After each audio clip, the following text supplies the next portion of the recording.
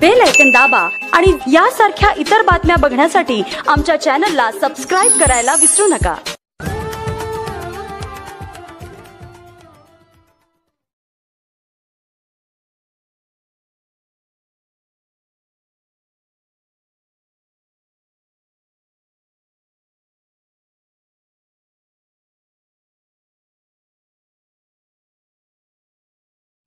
जय हिंद जय महाराष्ट्र।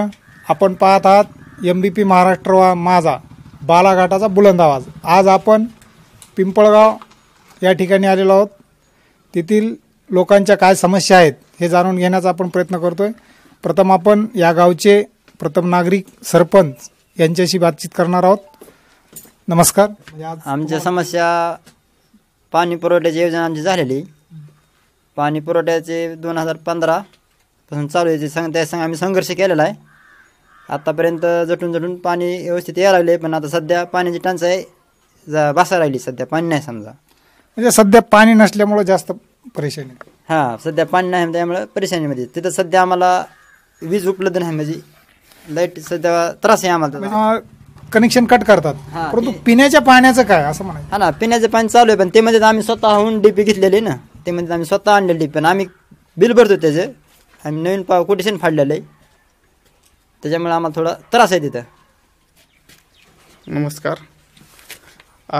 पाण्याच्या बाबतीमध्ये 2015ला पाणी पुरवठ्याची योजना संघर्ष केल्यानंतर आम्ही डॅमच्या खालून इथपर्यंत पाईपलाईन करून आणली, पण शासनाने 18 लाखातच योजना गुंडाळली आणि राहिलेले जे बजेट आहे पाह्याचं आपल्या टाकीचं आणि तिलप वस्तीला जाण्यासाठी जे पाईपलाईन आणि तिकडे एक टाकीची योजना होती, ते शासनाने डबल विहीर खोदल्यामुळं, म्हणजे पहिले ड्राय गेल्यामुळं त्यांनी ते बजेट वजा केल्यामुळं आमची योजना पूर्णत्वास गेली नाही।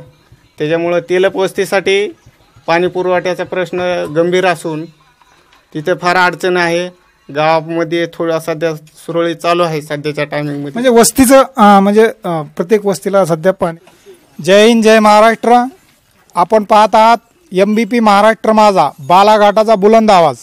आज आपण पिंपळघाटातील तेलप वस्तीवर आलेलो आहोत। त्या लोकांच्या काय समस्या आहेत, त्यांच्याकडं काय सुखसुविधा भेटत नाहीत, त्याबद्दल त्यांच्याकडून जाणून घेणार आहोत।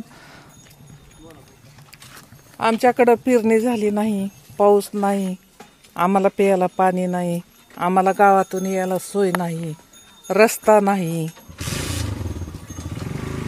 सध्या आम्हाला पाणी प्यायची व्यवस्थाच नाही। गावामध्ये नळ योजनेची मंजूर आहे, मग तुमच्याकडे आली नाही? नाही आले आमच्याकडं।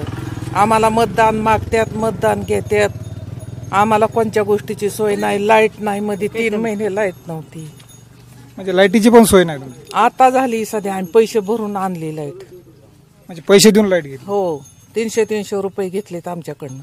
आता पाण्याची टाकी झाली आहे तुमच्याकडे? नाही, पाण्याची टाकी पण नाही। आमच्या तसंच पाणी नाही, पाण्याला सोयी तर करावं लागेल ना। तुमच्याकडं रोजगार हमीचे काम चालू झाले? काहीच नाहीत ना, काही नाही। जनावरांची कशी परिस्थिती तुमची? त्याला बी खाया नाही, हे काय वाड्याला पळत येते कुठं कुठं। वाड्यासाठी तुम्ही स्वतः ऊस तोडायला जाता का? मग काय तर मग आता पोरं जातात की, म्हणजे ह्याच्या आधी कधी काम केलं नाही, पण जनावरांसाठी आज तुम्ही ऊस तोडणीसाठी जाऊ लागलात? काय पगारी नाही तर आम्हाला हाताने करायला येत नाही। एक मोठी समस्या यांनी मांडली। ह्या विधवा आहेत आणि विधवांसाठी आणि अपंग पण आहेत, आणि विधवा असून अपंग आहेत, यांच्यासाठी शासनाने काही ना काही करायला पाहिजे। एकतर विधवांना तात्पुरत्या DRD मध्ये समाविष्ट केलं जातं, परंतु ग्रामीण भागामध्ये हा प्रकार एकदम गुंडाळून ठेवलेला आहे। आज यांची परिस्थिती नाजूक असताना सरकार आज यांना लहान मुलांना सांभाळावं लागतं। यांना म्हणजे DRD मध्ये पाहिजे, त्यांना घरकुल पाहिजे, पण त्या सुविधा मिळत नाहीत। पाणी नाही, पाऊस नाही, खायला नाही, गोरगरीब कसे जगायचे, आम्हाला काही सुविधा नाही। हवं तुम्ही जायची सोय नाही, लहान मुलं तसेच जाते। तुमची ह्या ठिकाणी शाळा कितीपर्यंत आहे? 4थी पर्यंत आहे। 4थी नंतर मुलांना म्हणजे लांब जावं लागतं शाळेत? हा, लांब जावं लागतं शाळेत, आणि वाट नाही बरोबर, मतलब चिखलामधून लहान मुलांना जावं लागतं। पाणी तर नाहीच, पाण्याचा लय मोठा प्रश्न आहे। ह्या वर्षी ज्वारीची पेर झाली का? पेरलं कुठं कुठं ती आपलं बी नाही. मग आता जनावराला खायला काय? काय आहे जनावराला खायला? ऊस. ते बी ऊस करपून चाललं, पाणी नाही. ती पाण्याची म्हणजे कनेक्शन कट केले? कनेक्शन नाही कट केलं, पाणीच नाही. जमिनीतच पाणी नाही, पाणी कुठलं ऊसाला तरी? माणसालाच नाही पाणी, तरी जनावराला तरी कुठलं? जनावराला नाही, ऊसाला नाही, कशाला नाही. बाबा एक सांगा मला, तुम्हाला एक विचारायचं. तुम्ही ज्यावेळेस लहान होते त्यावेळेस तुमच्या गावामध्ये झाड किती मोठाले होते? मोठे होते. आता कसे आहेत? आता बारीक राहिले. गुडघे इतके आहेत का? नाही, असे आहेत की मला. तुम्ही लहान होता त्यावेळेस विहिरी किती खोल होत्या? हिर 6 परसच्या मोहर नव्हती. एक परस किती फुटाचा असतो? एक परस 7.5 फुटाचा, म्हणजे 42 फूट विहीर होत्या. हा. आज बोर किती खोल जातोय? 300 फूट, 400 फूट, 500 फूट. यावरून तुम्हाला काय सांगायचंय? पाणी तरी कुठलं? जमिनीतच पाणी ठेवलं नाही आपण. नमस्कार.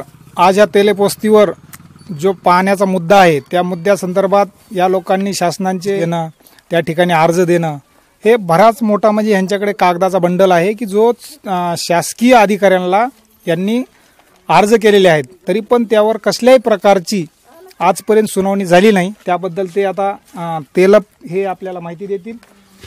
नमस्कार. मौजे पिंपळगाव घाट तेलपोस्ती येथील योजना 2800 मीटर पाईपलाईन व गावाअंतर्गत पाईपलाईन होती, परंतु समितीने व सरपंच उपसरपंच यांनी संगमत करून ही योजना फक्त पिंपळगाव घाटपर्यंत विहीर आणि योजना एवढंच केलेलं आहे. आणि राहिलेली तेलपोस्ती इथपर्यंत यांनी योजना आणलेलं नाही, काय नाही. तिथून योजना सगळी ही गडप केलेली आहे. त्याच्या आमच्याकडे पुराव्या सकट आहे की तिथे त्याच्या एस्टिमेट सकट आमच्याकडे आहे.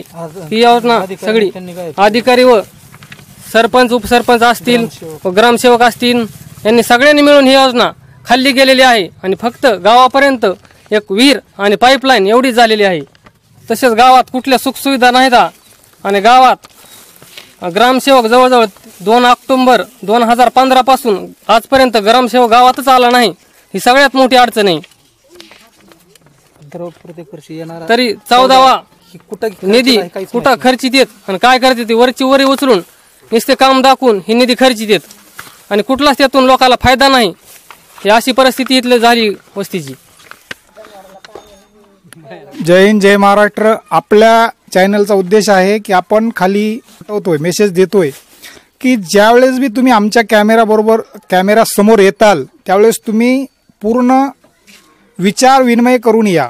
तुमच्यावर कसल्याही प्रकारचा आरोप झाला किंवा कायदेशीर कारवाई झाली त्यामध्ये संपादक किंवा कॅमेरामन सहमत असेल असं नाही. आमचा उद्देश एकच आहे, आम्ही एक तर मंच काही पाठवत नाहीत. आम्ही ज्या पुढच्या लोकांच्या समस्या आहेत त्याच समस्या आम्ही आमच्या चॅनलवर धावतो आणि तेच काम आम्ही करतो. म्हणून आम्ही म्हणतो आवाज बालाघाटाचा. कॅमेरामन संदीप काळेसोबत मी मुस्ताफ पठाण, MBP महाराष्ट्र माझा.